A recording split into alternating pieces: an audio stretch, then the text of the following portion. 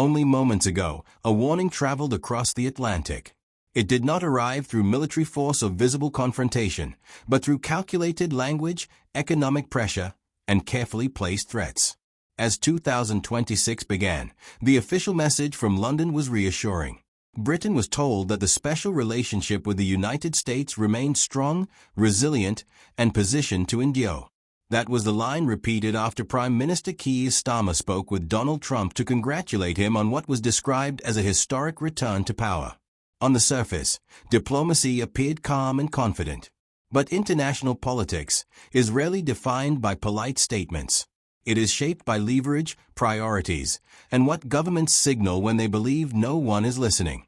When those signals are examined closely, the reality looks far more fragile. The American president has openly floated the idea of imposing tariffs of up to 25% on crucial British exports. At the same time, senior figures in Washington have discussed reducing the U.S. military footprint in Europe, while redirecting strategic attention toward Asia and China. Against this backdrop, the British Prime Minister has chosen to frame 2026 as a year of domestic reassurance, highlighting internal policy wins and economic relief, while saying very little about the gathering pressure overseas. What many mainstream headlines fail to spell out is the scale of the risk. If these warnings turn into fine policy, Britain could be forced to spend significantly more on defense, lose diplomatic influence on conflicts such as Ukraine and Gaza, and still face harsh trade conditions imposed by its closest ally. All of this would come without any clear guarantee of preferential treatment. That leads to an unavoidable question.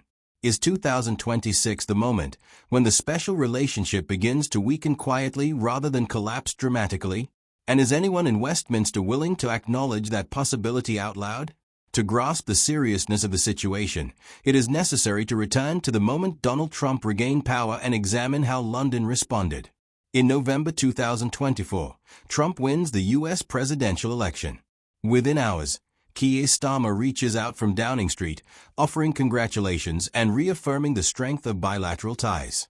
Publicly, both leaders present a united front, insisting that cooperation will continue as before.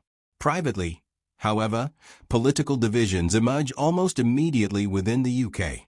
During his first Prime Minister's questions after Trump's victory, the new Conservative leader warns that a second Trump presidency could bring higher tariffs and demands urgent action to secure a meaningful trade agreement with Washington. At the same time, Nigel Farage describes Trump as a genuine ally of Britain and urges the government to embrace the opportunity without hesitation. On the opposite end of the political spectrum, Liberal Democrat leader Ed Davey calls Trump's return a deeply troubling development and argues that Britain must strengthen its ties with Europe to shield itself from potential fallout. Early in 2025, Starmer travels to Washington on what former diplomats describe as an unusually intensive charm offensive. He arrives bearing an invitation for a second state visit, endorsed by King Charles, and publicly praises Trump for reshaping discussions around Ukraine and opening the possibility of a negotiated settlement. Behind closed doors, Starmer presses hard for relief from American tariffs, particularly those affecting British steel, which has been severely impacted by existing duties. In public, Trump responds with warmth. He speaks positively about UK-backed initiatives and suggests that Britain might be spared some of the trade penalties he is preparing for the European Union. Yet simultaneously, his administration sends more troubling signals. The new Secretary of State, Marco Rubio, begins his outreach to international partners, and Britain is notably absent from the first wave of calls. Trump openly revisits the idea of withdrawing U.S. troops from parts of Europe, repeating his long-held view that European nations must shoulder a greater share of their own defense. While these developments unfold, Starmer's New Year message for 2026 focuses almost entirely on domestic priorities. He highlights transport costs, policing targets, healthcare hubs, and energy relief, while barely addressing the changing dynamics with Washington. Officially, the relationship remains special. In reality, the early warning signs are already impossible to ignore.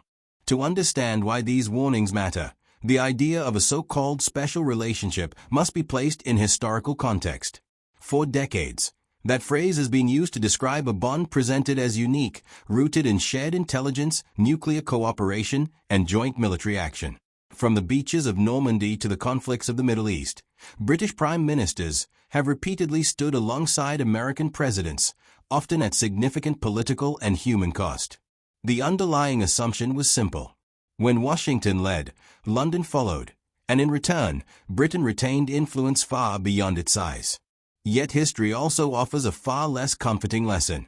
Whenever Britain has misunderstood its position within that relationship, the consequences have been severe. In 1956, during the Suez Crisis, the United States applied overwhelming financial pressure to force Britain to abandon its military operation in Egypt. The pound came under attack, international support evaporated, and Washington made it clear that access to financial lifelines would be cut unless London complied. The episode ended in humiliation and retreat, exposing the limits of British power when American approval was withdrawn. The message was unmistakable. Influence exists only as long as the senior partner allows it. Today, many analysts quietly ask whether Britain is drifting toward a modern version of that moment. This time, the pressure is not over canals or colonial ambition, but over trade, defense commitments, and strategic alignment. Economic leverage now operates in real time, measured in tariffs, supply chains, and market access. The figures alone are sobering. The United States remains Britain's largest single national trading partner, absorbing vast volumes of services, financial products, pharmaceuticals, vehicles, and industrial materials. Yet years after leaving the European Union, Britain still lacks a comprehensive free trade agreement with Washington.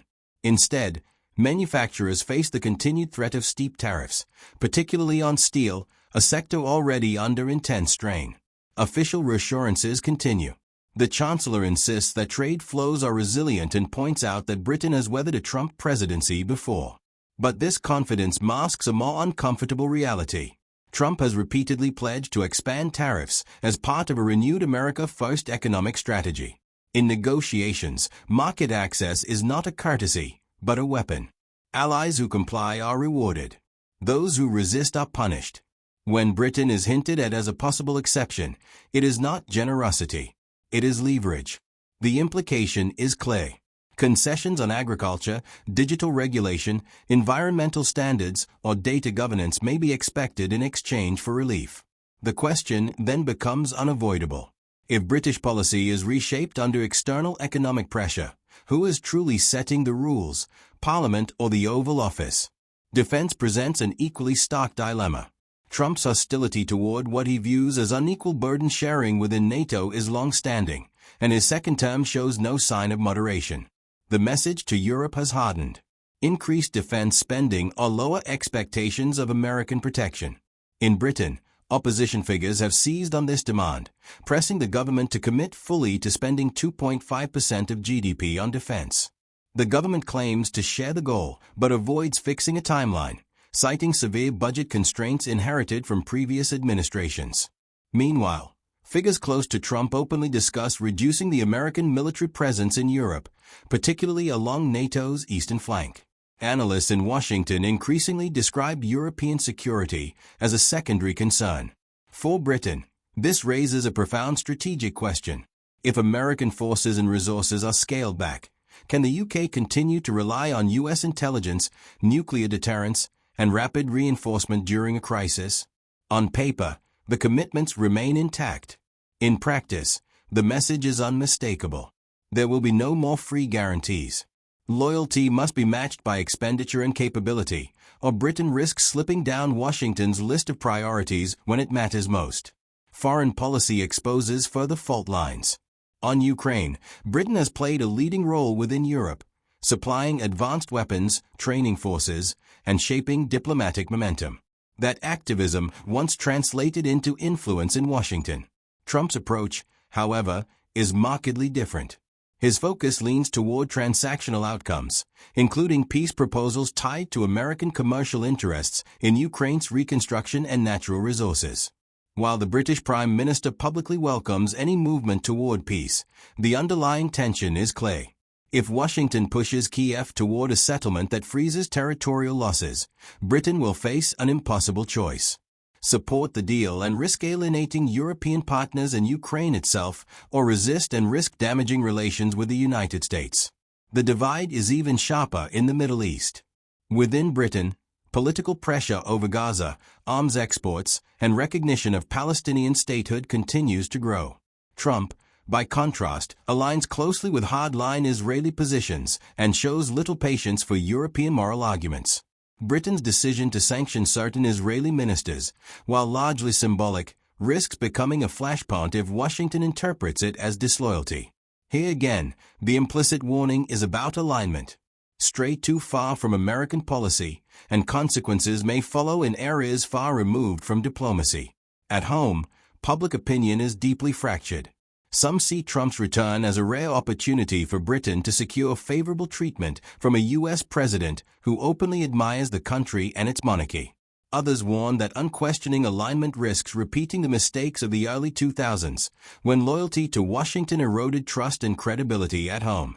Increasingly, commentators argue that the special relationship has already lost much of its substance. The United States is pivoting toward Asia. Europe is attempting to build independent defense capacity.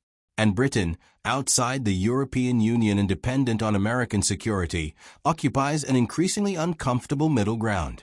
Viewed through history, the pattern is familiar. Suez demonstrated the cost of defying American interests. Iraq showed the cost of following them too closely.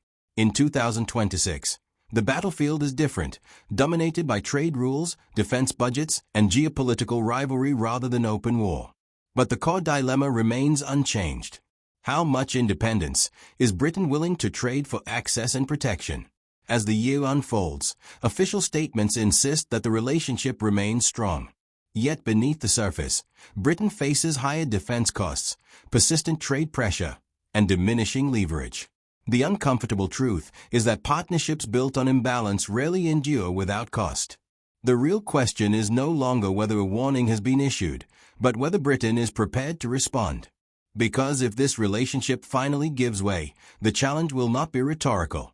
It will be economic, military, and political, and it will arrive far faster than comforting phrases can contain.